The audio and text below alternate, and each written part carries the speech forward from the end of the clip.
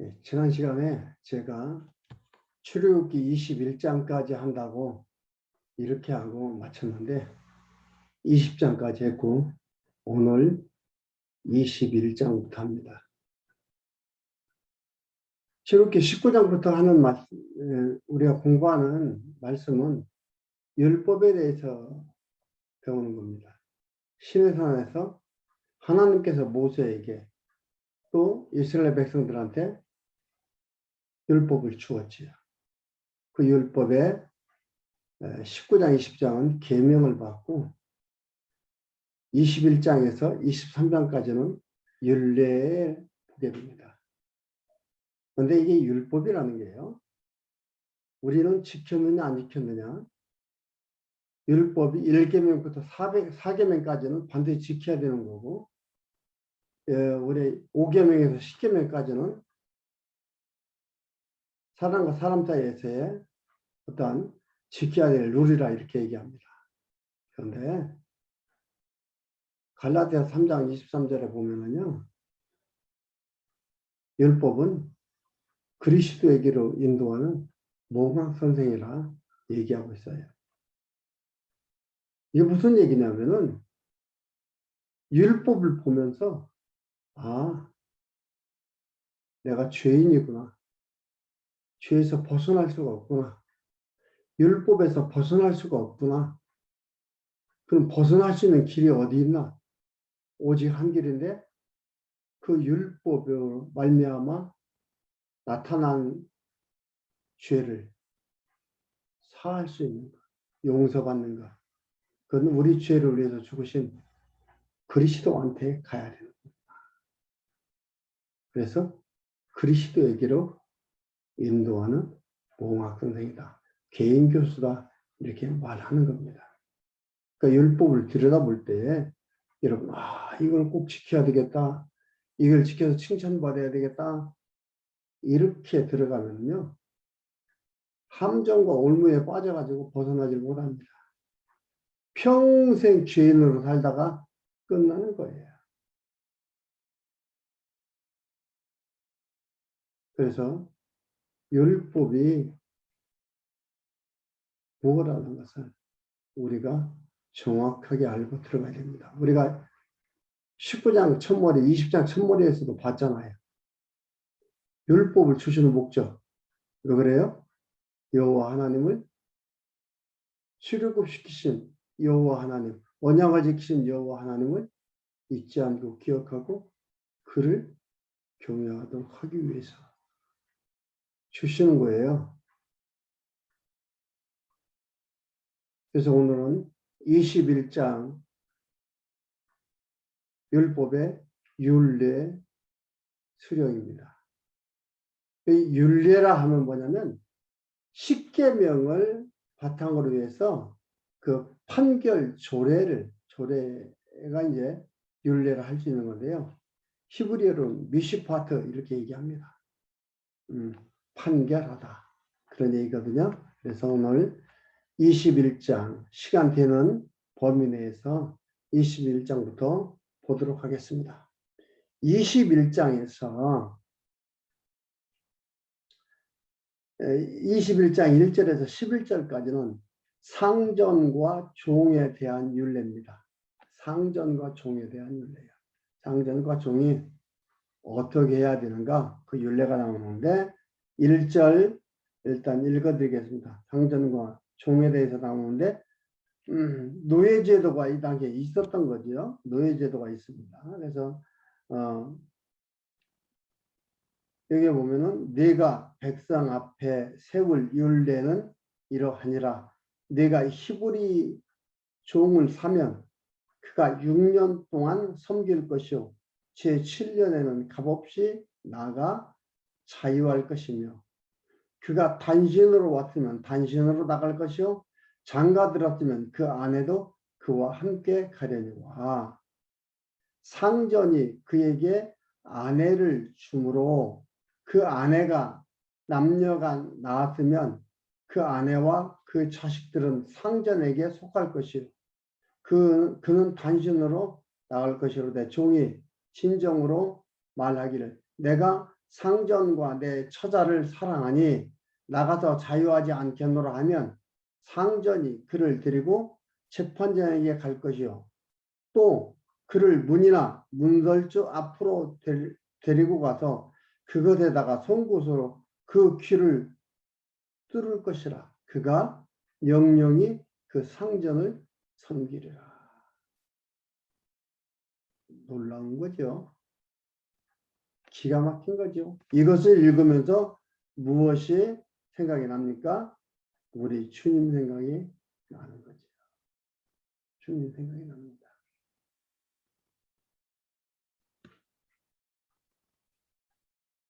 종이, 히브리 종으로 갔으면 6년까지 하고 7년 때는 완전히 자유한다 이 말이에요. 이스라엘 백성이 애굽의 종살이 6년 했습니까? 6이라는 건 숫자 6. 여기서는 6을 말하지만 6이라는 것은 좀 더 얘기하는 거예요. 하나님의 언약하신 기간. 그리고 완전히 해방되어 나오는, 치료보다 해방되어 나오는 그 7년째가 되는 겁니다. 이렇게 하라 이 말입니다. 그리고 자기가 그러나 상전이 좋아서 거기 있고 싶으면 귀걸이를 해서 귀를 뚫어서 귀걸이를 하는 게 그 표시가 되는 거예요.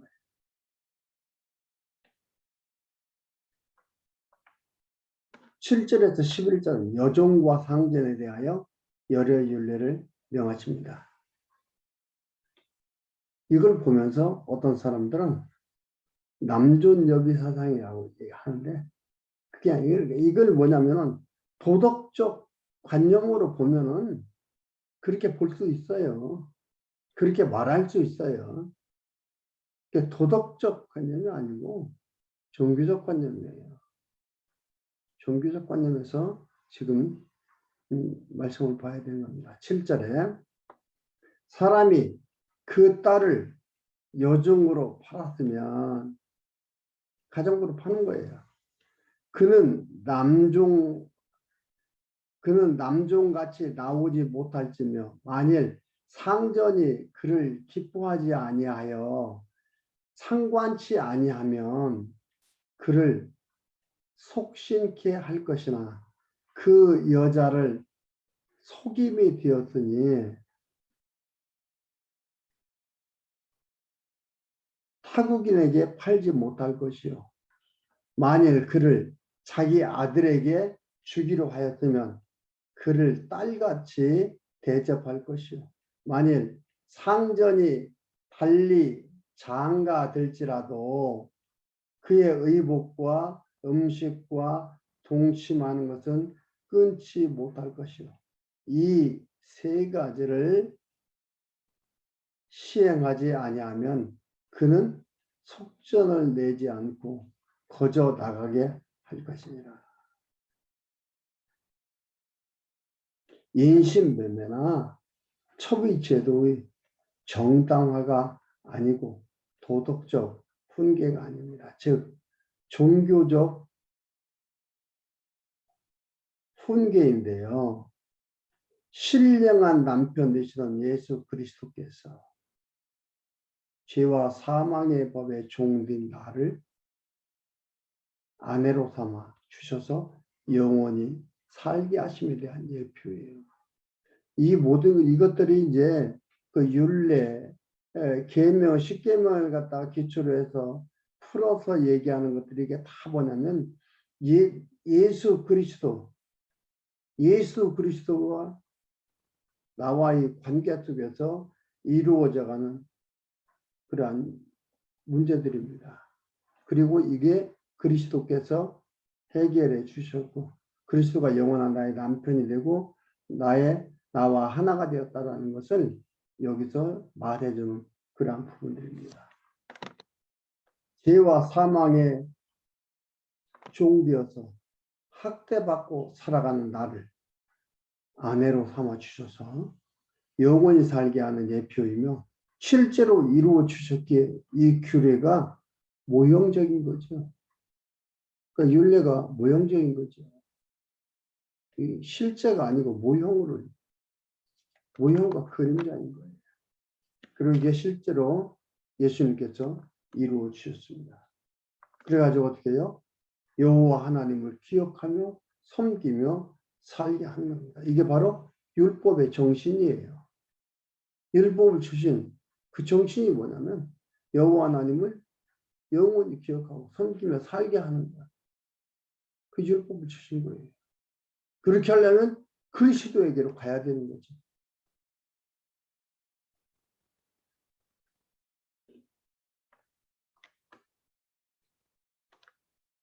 21장 12절에서 27절은 가족과 이웃에 대한 율례입니다.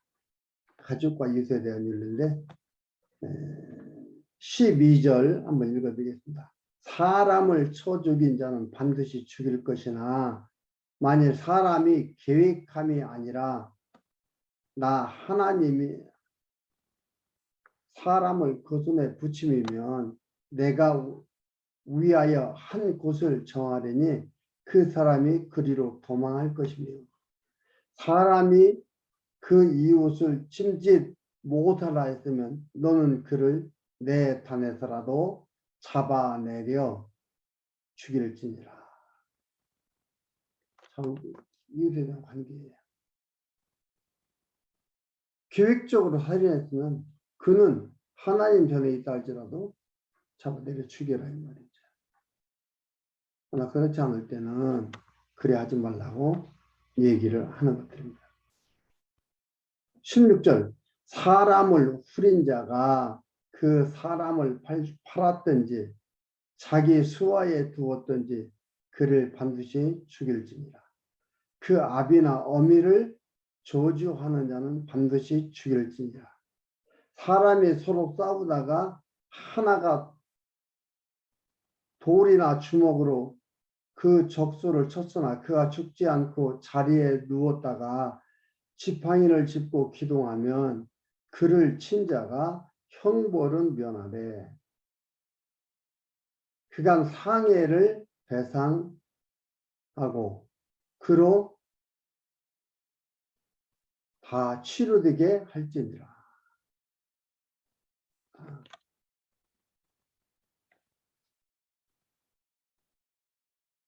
20절 사람이 매로 그 남종이나 여종을 쳐서 당장에 죽으면 반드시 형벌을 받으려니 그가 1일이나 2일을 연명하다가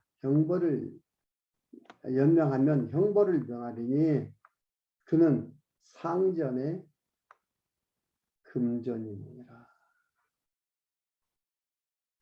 사람이 서로 싸우다가 아이벤 여인을 다쳐 낙태케 하였으나 다른 해가 없으면 그 남편의 청구대로 반드시 벌금을 내되 재판장의 판결을 조차 낼 것이니라. 그러나 다른 해가 있으면 갑대 생명은 생명으로 눈은 눈으로 이는 이로 손은 손으로 발은 발로 데운 것은 데움으로 상하게 한 것은 상함으로 때린 것은 때림으로 갚을지니라.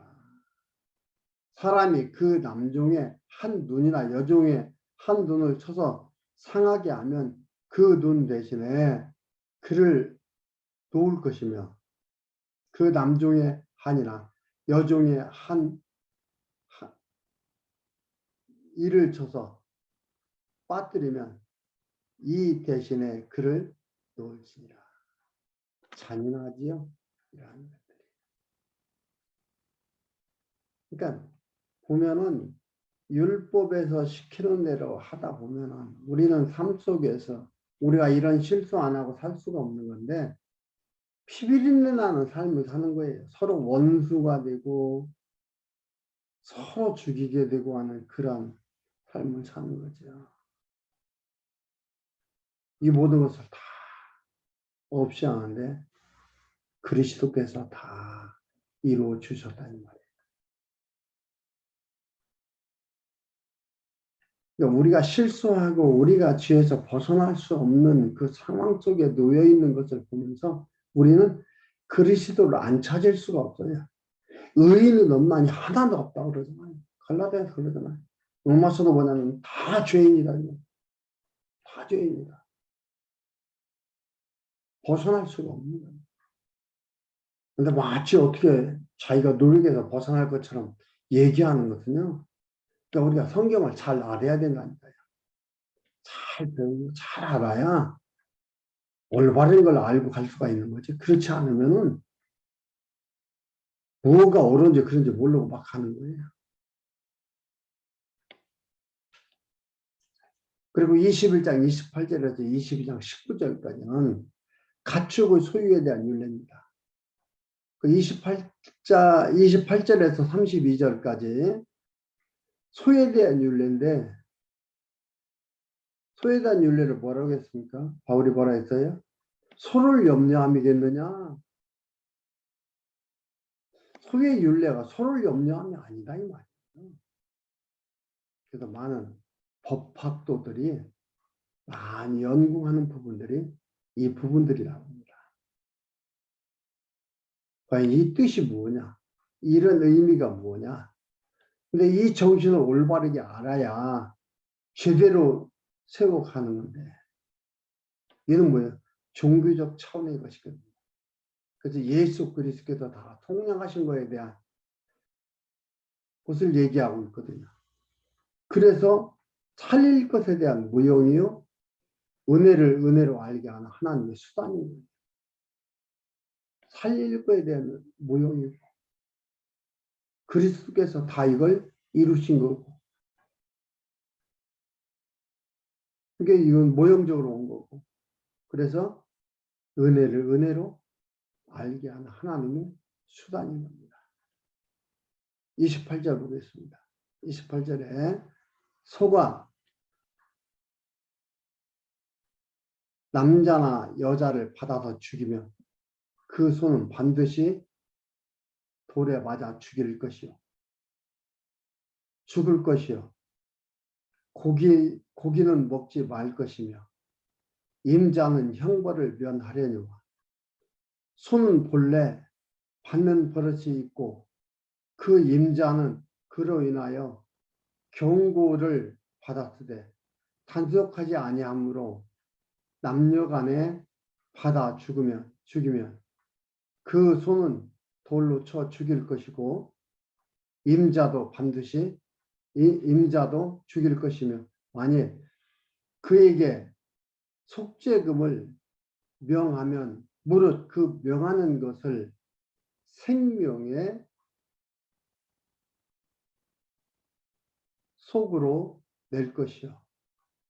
아들을 받든지 딸을 받든지 그 율례대로 그 임자에게 행할 것이며 소가 만일 남종이나 여종을 받으면 임자가 은 30세겔을 그 상전에게 줄 것이요. 소는 돌에 맞아 죽을지니라.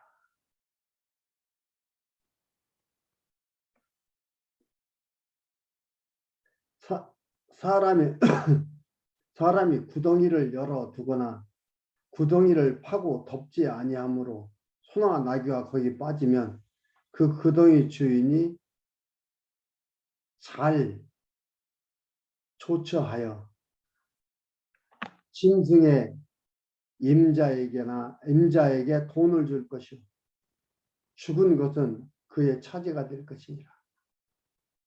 이 사람의 소가 저 사람의 소를 받아 죽이면 산소를 팔아 그 값을 반분하고 죽은 것도 반분하려니와 그 소가 본래 받는 버릇이 있는 줄을 알고도 그 임자가 단속하지 아니하였으면 그는 소를 갚을 것이요 죽은 것은 그의 차지가 될 것이라.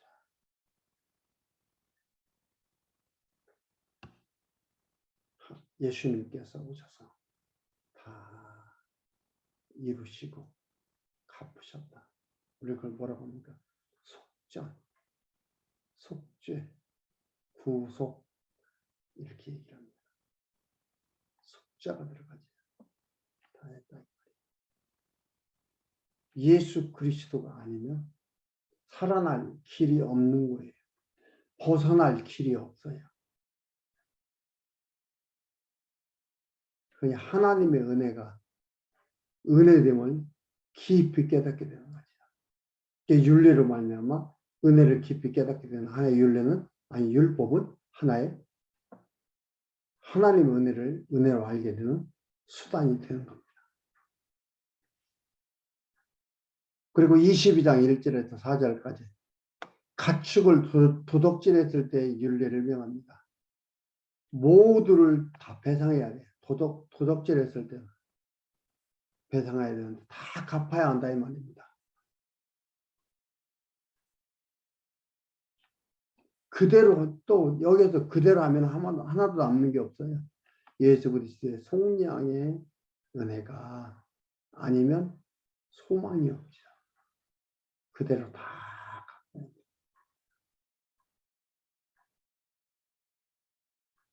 어떻게 보면은 그 10계명의 법은요. 모법이에요. 모법. 그리고 율례는 세법이에요. 그러니까 모법이라는 건 어머니 모자, 어미 모자를 따가지고 모법. 원래 법이고 세법이라는 건 자세하게 나누어서 세세하게 얘기하는 세법 얘기하고 있습니다. 그러니까 여기 이걸 보세요. 예수님이 뭐라고 했습니까? 마음만 먹어도 도둑질 행력이라고 그랬잖아요. 예수님께서 율법을 해석하는데 어떻게 해석합니까? 마음만 먹어도 도둑질 했느니라. 완료형이 한국이에요. 사람의 소나 양을 도둑질하여 잡거나 팔면 그는 소 하나에 소 5수를 갚고 양 하나에 양 4수를 갚을지니라. 도적이 뚫고 들어옴을 보고 그를 쳐 죽이면 피 흘린 죄가 없으나 해 돋은 후이면 피 흘린 죄가 있느니라. 밤에는 정당방이라고 얘기하죠. 근데 해 떴을 때 훤히 보이는데 아니다 이 말이죠. 5절에서 9절까지 여호와께서 소유물 손해배상에 대한 율례를 명합니다. 반드시 배상이에요. 이것도 마찬가지. 반드시 배상. 10절에서 15절 가축 보관실 사부에 대한 율례를 명합니다. 반드시 보상하는 거예요. 배상해야 돼요.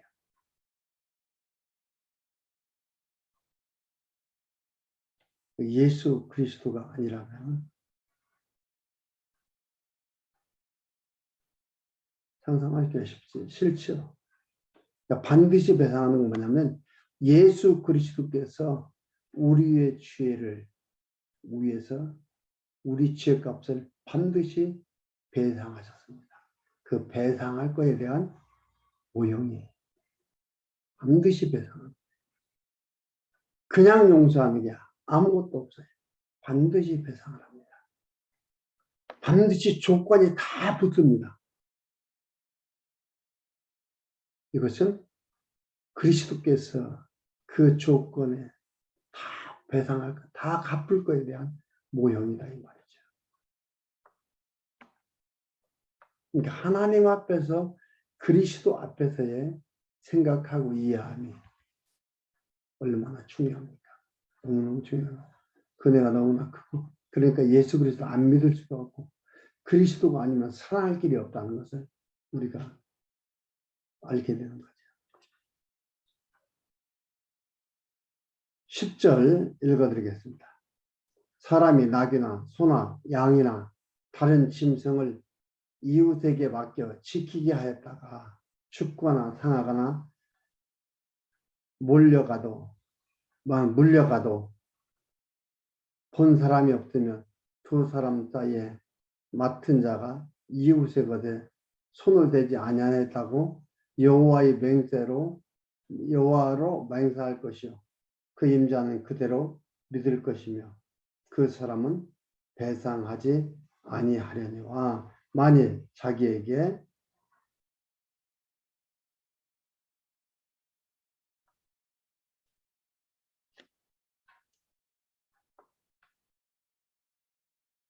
봉천하였으면 그 임자에게 배상할 것이며 만일 찢겼으면 그것을 가져다가 증거할 것이요 그 찢긴 것에 대하여 배상하지 않을지니라. 손해를 입히고 어떤 일을 입히면 반드시 배상을 해야 되는 거예요. 만일 14절 만일 이웃에게 빌어온 것이 그 임자가 함께 있지 아니할 때에 상하거나 죽으면 반드시 배상하려니와 그 임자가 그것과 함께 하였으면 배상을 하지 않을지며 세낸 것도 세를 위하여 왔은즉 배상하지 않을지니라. 세비를 냈으니까 배상하지 마라. 16절 17절은 정원치 않은 처녀와 동침 시 열의 윤례를 명합니다. 인간의 존엄한 것이 돈으로 해결되나 돈 많이 뜨면 다 해결되나 가능하다 여기서 하는 것이 가능한가? 그렇잖아요. 예, 한번 보겠습니다. 16절 17절 사람이 정원하지 아니한 처녀를 깨어 동침하였으면 빙패를 들여 아내로 삼을 것이요 만일 그 아비가 그로 그에게 주기로 거절하면 그는 처녀에게 빙패하는 일례로 돈을 낼지니라. 돈만 내면 되나? 여기에서 진정한 복음이 있습니다. 돈만 내면 되나? 복음이고 우리는 하나님 앞에서 신부입니다. 세상에서 찢기고 상처받은 우리를 그리스도께서 죽음으로 사신 거예요. 하신 거예요. 값을 지불한 거예요. 뭘요? 주님께서 죽음으로.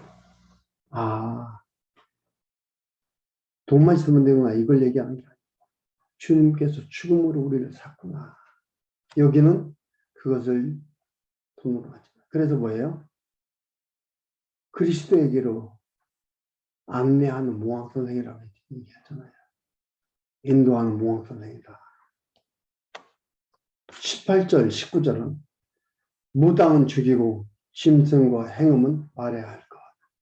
하나님을 버리고 이방신을 섬겨요. 짐승과 행음하는 민족 죽이라 이 말이에요.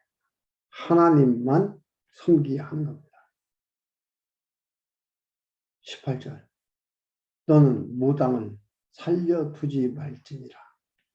19절 짐승과 행음하는 자는 반드시 죽일지니라.